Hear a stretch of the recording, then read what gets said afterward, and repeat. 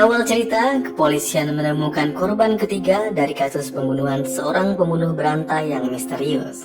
Ketiga korban tersebut ditemukan tewas dengan keadaan yang sama, yang dimana bagian belakang layar mereka semua tertusuk oleh benda tajam yang sama pula. Lalu kemudian kita pun diperkenalkan dengan seorang detektif yang menangani kasus ini. Dia bernama Joe dan rekan cantiknya yang bernama Catherine. Di sini mereka begitu kesulitan karena sang pelaku melakukan aksinya dengan begitu sempurna. Sang pelaku sama sekali tidak meninggalkan jejak sedikit pun. Karena buntu, Joe pun berinisiatif untuk menemui rekan lamanya terdahulu yang sekarang sudah tidak lagi bekerja. Joe dan Catherine pun pergi ke rumah rekannya tersebut yang berada jauh di ujung kota. Rumah rekannya ini sangat terpencil dan terlihat seperti tidak pernah diurus. Dan akhirnya Joe pun bertemu dengan rekannya tersebut. Inilah dia, John Clancy. Sudah 2 tahun lamanya John menyendiri di rumah ini. Dikarenakan pada 2 tahun yang lalu dia harus menyaksikan kematian putri semata wayangnya akibat penyakit leukemia yang putrinya derita. Ditambah dia juga ditinggal oleh istrinya sendiri. Itulah alasan kenapa John memilih berhenti dari pekerjaannya dan menyendiri di tempat terpencil tersebut. Lalu Joe pun menyampaikan apa maksud kedatangannya.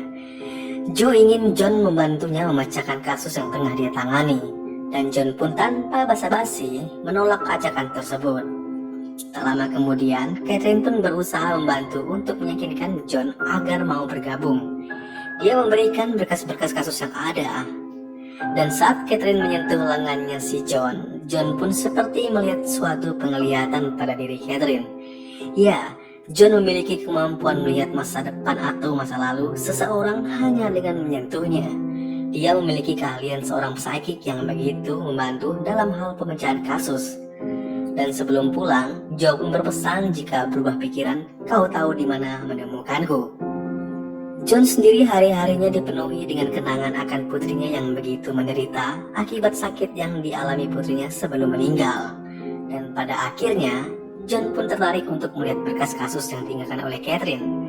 Di dalam berkas tersebut, dia membaca kertas yang selalu ditinggalkan oleh pelaku di lokasi kejadian. Kertas itu sendiri bertuliskan, siapakah aku? Sekejap terlintas ada sesuatu di benaknya John, dan benar saja, keesokan paginya terlihat John sudah menunggu kedatangan Joe di tempat kerjanya. Setelah melihat isi dari berkas yang ditinggalkan oleh Catherine, John tertarik untuk ikut memecahkan kasus tersebut. Lalu, John pun dibawa ke ruangan atas untuk memeriksa lebih dalam kasus itu. Dijelaskan oleh Catherine, ketiga korban tewas dikarenakan tusukan luka di tenggorokan yang ditimbulkan oleh sebuah alat yang berukuran 5 cm. Yang dimana tusukan itu menembus langsung ke dalam bagian medula oblongata yang membuat semua korbannya tereksekusi tanpa harus merasakan rasa sakit. Ditekankan juga, belum diketahuinya motif sang pelaku. Pelaku sangat sempurna melakukan aksinya. Tidak ada bukti, tidak ada tanda perampokan, dan tidak adanya jejak rambut, DNA, atau apapun itu. Lalu John pun menginstruksikan untuk pergi ke lokasi di mana korban pertama ditemukan, yaitu seorang wanita tua yang bernama Ethel Jackson yang berusia 69 tahun. Dia ditemukan meninggal di kursi goyangnya, sedangkan surat dari sang pelaku ditemukan tepat di atas meja. Menurut Catherine, itu merupakan sebuah taunting yang penuh teka-teki. Begitu banyak kemungkinan surat itu mengarah. Namun Catherine meyakini jika sang pelaku seperti sedang mencari seseorang. Di malam harinya saat Joe dan John mampir ke sebuah drive-thru untuk membeli makanan, dan Joe tanpa sengaja memegang pundaknya John. Di saat itulah John melihat sekilas masa depan Joe yang akan menderita terbaring di rumah sakit. Namun John hanya diam saja mengetahui hal itu. Penglihatan masa depan Joe membuat John kembali mengingat kenangan putrinya yang menderita di rumah sakit. Entahlah kenapa dia selalu melihat bayangan tersebut. John seperti mempunyai rasa bersalah yang begitu besar di masa lalunya. Singkat cerita, di subuh harinya dilaporkan jika pembunuhan yang keempat telah terjadi. Sampainya di sana, mereka menemukan sebuah surat yang bertuliskan beberapa nomor, yaitu 4.16 yang ditinggalkan secara sengaja oleh sang pelaku. John menyimpulkan jika itu adalah waktu mereka tiba di tempat itu jam 4:16. Di dalam sana mereka pun menemukan seorang wanita dengan keadaan sudah tewas di dalam sebuah bathtub. Dan lagi-lagi sama, mereka menemukan luka pada bagian leher korban. Lalu kemudian John pun mulai menggunakan kemampuannya. Dia pun mulai menyentuh tubuh korban. Dan dalam sekejap, John melihat semua kemungkinan apa yang sebelumnya terjadi di lokasi kejadian. John pun melihat juga senjata yang digunakan pelaku untuk menghabisi nyawa korbannya. John pun menginstruksikan kepada Joe untuk tidak menyentuh air di dalam bathtub. Pihak kepolisian pun menjadikan suami dari korban sebagai tersangka untuk sementara. Di sini suami korban tak percaya awalnya jika istrinya telah tewas terbunuh. Dia mengira jika istrinya telah bunuh diri karena dia sempat meninggalkan surat untuk istrinya sebelum pergi. John pun mulai curiga dan menyentuh pulpen yang menjadi barang bukti. Suami korban berkata jika dia meninggalkan istrinya karena dia pergi untuk wanita lain. Namun John berkata jika sang suami telah berbohong. Lalu John pun masuk ke ruangan interogasi dan mulai mengungkap apa yang sebenarnya terjadi. John berkata jika sang suami tidak membunuh istrinya. Istrinya sendiri memiliki riwayat ketidakstabilan emosional dan sang suami meninggalkan istrinya bukan untuk wanita lain, melainkan sang suami pergi meninggalkan istrinya demi pria lain. Ya, sang suami mencintai pria lain. Dan kenyataannya, sang suami tertular penyakit HIV karena hubungannya tersebut. Sang suami pun terkejut John bisa mengetahui akan semuanya. Itulah alasan kenapa John menginstruksikan Joe agar tidak menyentuh air. Karena darah korban juga sudah tertular virus HIV yang terkontaminasi dengan air di dalam bathtub. Dan kemudian saat lagi makan bersama Joe di rumahnya Joe, John mengatakan jika semua korban memiliki kesamaan yang sama, yaitu semuanya memiliki riwayat penyakit yang mematikan sebelumnya. Korban pertama Ethel Jackson, dia mengikuti kemoterapi kanker 3 tahun yang lalu. Korban ketiga, Peter Ward, ternyata mengidap penyakit Lou Gehrig, penyakit yang sangat lambat dan menyakitkan. Dan korban yang baru saja ditemukan, korban keempat, dia menderita ketidakstabilan emosional atau depresi yang kronis. Dan semua argumen itu pun dibantah oleh Joe, karena korban kedua Robert Ellis, anak malang yang menjadi korban, diketahui dia sama sekali tidak memiliki riwayat penyakit apapun. Dan dia sangat bersih, Joe mengatakan. Namun John mengatakan kita harus memeriksanya. Dan dengan ditemani Catherine, John pun pergi ke kediamannya orang tua korban yang kedua. Mereka pun menanyakan sebelum kematian anak mereka, apakah ada kemungkinan anak mereka menderita suatu penyakit. Sang ayah pun berkata jika anak mereka sangat sehat dan tidak pernah mengeluh sakit sedikit pun. Di sini Catherine dan John meminta izin untuk mengotopsi anak mereka untuk memeriksa semua kemungkinan yang ada.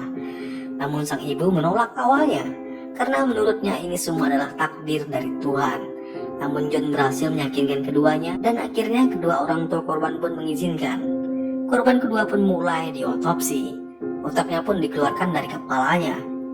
Dan di saat yang bersamaan, John pun dikirimkan sebuah fax dari seseorang yang entah siapa. Setelah membaca fax tersebut, John menginstruksikan kepada dokter supaya memeriksa bagian lobus cerebellum. Dan benar saja, mereka menemukan tumor otak yang masih kecil, berukuran sebesar kacang polong. Dan tiba-tiba saja, John pun memutuskan untuk keluar dari kasus ini. Joe pun bingung dan menanyakan apa alasan John keluar. John berkata jika selama ini kita seolah berjalan tepat ke sebuah perangkap. Sang pelaku selalu berjalan selangkah lebih maju di depan mereka, dan kita hanya selalu mengikuti perintahnya. Lalu Catherine pun berusaha meyakinkan John untuk tidak keluar dari kasus ini, dan menanyakan apa alasan sebenarnya John ingin keluar. John pun mengungkapkan apa yang sebenarnya terjadi. Dia mengatakan jika sang pelaku tahu akan segalanya. Contohnya, sang pelaku tahu jika kita akan tiba di lokasi kejadian korban keempat di jam 4:16. Sang pelaku jugalah yang memberikan petunjuk di mana tumor otak korban kedua berada. Sang pelaku memiliki kemampuan yang sama dengan John, sama-sama mampu menerawang masa lalu dan masa depan. Hanya saja sang pelaku jauh lebih hebat dari si John. Sang pelaku juga mengetahui suatu penyakit mematikan pada seseorang yang akan terjadi.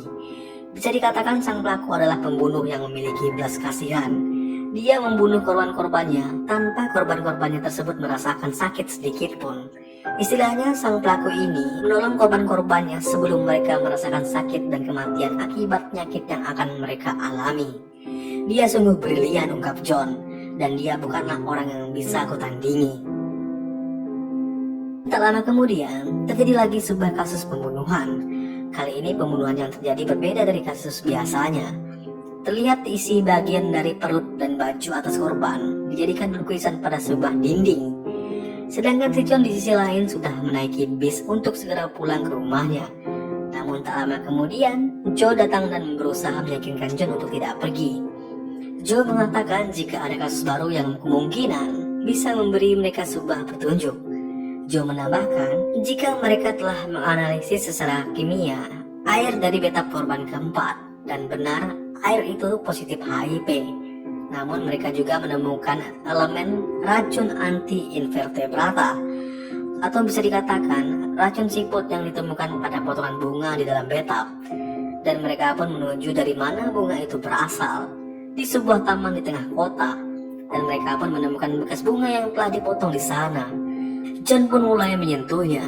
Penglihatannya tersebut membawa mereka ke sebuah tong sampah di ujung jalan. Di dalam tong sampah tersebut mereka menemukan gaun bagian bawah milik korban yang cocok dengan pakaian korban sebelumnya. Kepolisian pun menggunakan anjing pelacak untuk membantu pencarian pelaku hingga tibalah mereka pada sebuah gedung. Dan akhirnya anjing pelacak tersebut berhenti di depan sebuah pintu. Setelah berhasil masuk, mereka menemukan sebuah kulkas di dalam sana. Dan setelah dibuka, ternyata isi kulkas itu kosong. Namun di saat yang bersamaan pula, pintu di belakang Joe dan John terbuka. Terlihatlah seorang pria yang terlihat kebingungan dengan keramaian yang terjadi di depan kamarnya. Joe dan John pun menginstruksikan kepada pria itu untuk keluar dari kamarnya. Namun apa yang terjadi? Pria itu menolak dan menembak secara sengaja ke arah Joe. Namun sayang pria tersebut berhasil melarikan diri. Dan setelah melihat isi dari kamar pria tersebut yang penuh dengan lukisan dan cocok dengan tempat kejadian kasus yang baru saja terjadi, John dan Catherine pun berasumsi jika inilah pelaku dari kasus yang baru saja terjadi. John dan Catherine pun segera pergi untuk menangkap pelaku. Menggunakan kemampuan psychicnya, John membimbing Catherine dan menunjukkan di mana pelaku berada, yang dimana sang pelaku telah membajak sebuah taksi berwarna kuning. Namun sayangnya, terjadi kecelakaan yang tak diinginkan. Mobil sang pelaku beserta mobil Catherine dan John harus mengalami kecelakaan yang sama.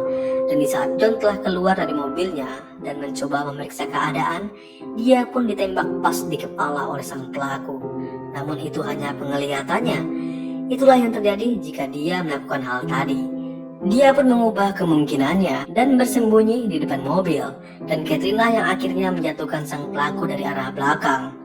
Dan John pun berasumsi jika pria ini bukanlah pelaku dari kasus pembunuhan berantai yang mereka cari. Sementara itu, Joe yang tertembak kini harus mendapatkan perawatan di rumah sakit. Dan secara mengejutkan, Joe mengatakan selain terluka karena tembakan, dia juga terdiagnosa kanker stadium akhir setelah beberapa bulan yang lalu. Dan sebenarnya Joe sudah mengetahui hal itu semenjak Joe menyentuhnya di awal film. Hanya saja, John tidak ingin membicarakannya. Dan umur Joe diprediksi oleh dokter hanya mampu bertahan beberapa bulan lagi karena sakit kankernya tersebut. Dan sayangnya, tak lama kemudian, Joe pun meninggal akibat luka tembak yang dia terima. Dia tidak meninggal akibat kanker yang menimpanya. Bisa disimpulkan, kematian Joe karena ulah sang pembunuh berantai. Dia membuat Joe tertembak saat akan menangkap psikopat lainnya. Jejak racun siput pada bunga di lokasi kejadian korban keempat membawa petunjuk ke psikopat yang menembak Joe. Ini bukanlah tanpa alasan.